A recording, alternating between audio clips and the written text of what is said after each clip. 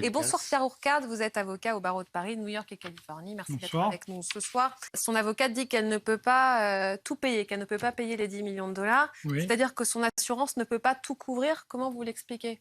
Apparemment non. Alors il est possible qu'il y ait un arrangement financier avec Johnny Depp. Johnny Depp a évoqué récemment dans les médias qu'il pourrait renoncer éventuellement à ces dommages et intérêts. Le point sur lequel il faut insister, c'est... en fait, ils ont gagné tous les deux. Ils ont tous les deux été condamnés. Ah bon? Ils ont gagné, oui, parce que lui gagne 10 millions de dollars plus 5 millions, mais dans cet état-là, on peut pas.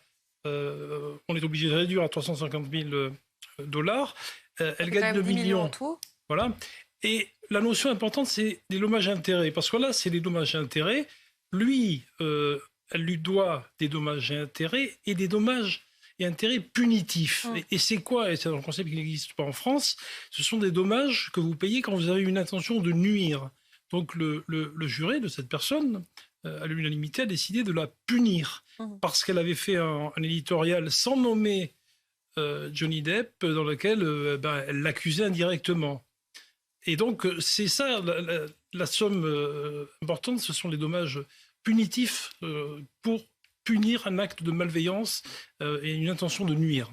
Et puis, il ne faut pas oublier que ça lui a fait perdre un contrat de 250 millions de dollars pour Pirates des Caraïbes numéro 6. Mais qui va revenir maintenant. Oui. Qui va revenir ou pas. C'est difficile de pleurer sur la fortune de Johnny Depp.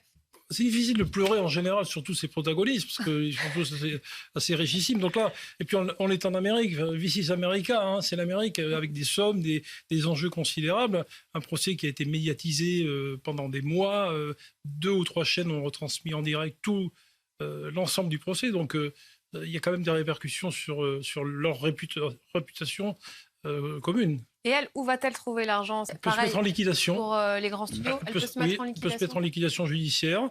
Ça, c'est la première possibilité. Puis, comme on l'évoquait tout à l'heure, Johnny Depp, dans un acte noble, pour redorer son image, peut décider d'abandonner. Et dans l'autre scénario, elle aurait du temps pour tout payer?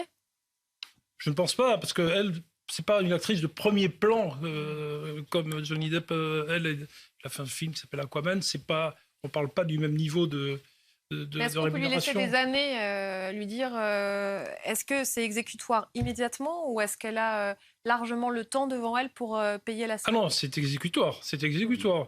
Elle peut faire appel, mais entre-temps, il faudra quand même qu'elle paye. C'est vrai qu'aux États-Unis, contrairement à la France, on accorde une énorme importance à la jurisprudence. Oui.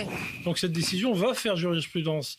Et dans les cas qui vont à venir, et le point important, si je peux me permettre, c'est le premier amendement de la Constitution aux États-Unis qui permet en gros de tout dire, absolument tout dire, sauf dans ce cas, et les avocats de Johnny Depp l'ont rappelé, ils ont vaincu également parce que il y avait volonté de nuire. Et donc cet éditorial dans le Washington Post ne citait pas Johnny Depp, mais faisait clairement allusion, on ne pouvait pas se tromper, elle parlait bien de Johnny Depp, et donc le premier amendement ne s'applique pas dans ce cas-là. Qui est la liberté d'expression. Qui est la liberté d'expression absolue. Dans ces procès américains, tout se joue lors de la sélection du jury. Et là, on avait 5 hommes et 2 femmes. Et ça aussi, oui, ça a eu des répercussions. Oui, on a soulevé cette question dès hier, on trouvait ça étrange. Merci beaucoup d'avoir été avec nous ce soir.